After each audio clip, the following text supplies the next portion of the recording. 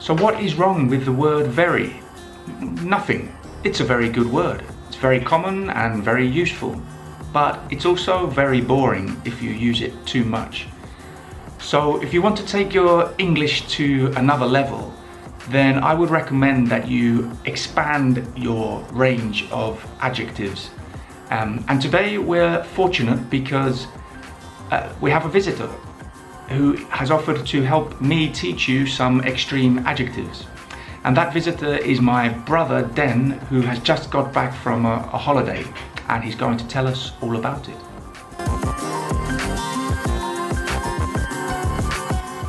So I'd like to introduce you to my brother Den. Den, thanks for doing this, mate. Not a problem, Ben, it's my pleasure. So how you doing anyway? You look tired. Tired? I'm exhausted. I've just got back. But did you have a good time? Oh, it was awesome. Absolutely amazing. Terrific beaches, wonderful weather, fantastic food. Do you remember my last holiday? It was an absolute disaster. Awful. So it was nice to have a good one. Yeah, I remember that. But you said it was good weather, so was it hot? Hot. Boiling. Absolutely roasting.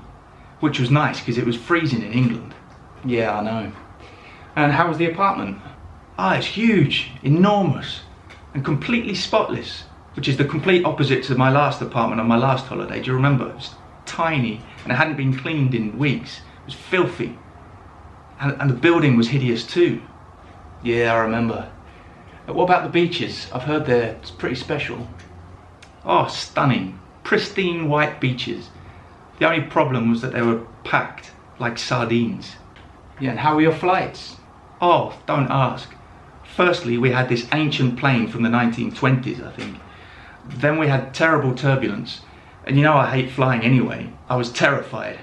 But we landed safely. But then to top it all off, they lost my luggage. I'm absolutely furious. But anyway, when are you going to offer me a drink? I'm parched. Yeah, of course, I've got some beers in the fridge. You must be hungry as well. Do you want something to eat? Hungry? I'm starving. Thank you, Den, for your help. Very useful. But of course, that wasn't my brother. In fact, I don't have a brother, Den. That was just me talking to myself for a couple of minutes. Anyway, you probably noticed in that very short conversation, Den used a lot of extreme adjectives. In fact, all of these. There were 25 in less than a 2-minute conversation. And it didn't seem unnatural. Maybe Den was a little bit over enthusiastic and maybe exaggerated a little bit, but that's quite common in English. And he didn't use the word very once. He used alternatives to very. Now you may have noticed in that conversation too that Den used the word absolutely a couple of times and completely once. Now you must be careful because you can't use those intensifiers with normal adjectives. So you can't say absolutely good or completely bad. These are only used with extreme adjectives. For normal adjectives like good, bad, happy, sad, you can use very. Very good, very bad, very happy, very sad.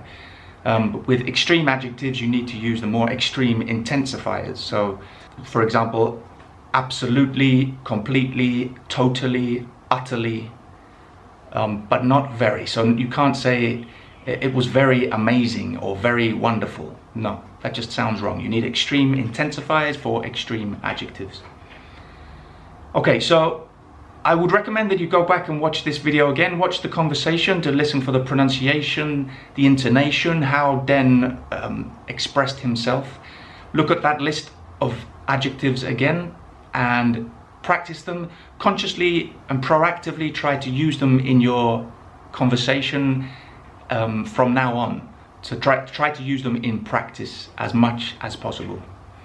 Okay, thank you again for joining me, and I'll see you soon for another video. Bye.